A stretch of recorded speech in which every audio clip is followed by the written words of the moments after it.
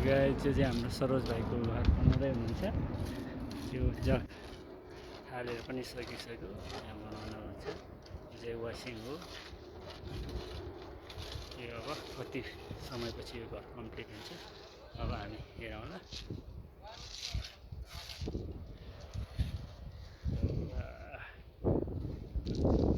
यो चाहिँ गिटी हो गाइस, हाम्रो घर सरोज भाइको घर बन्दैछ।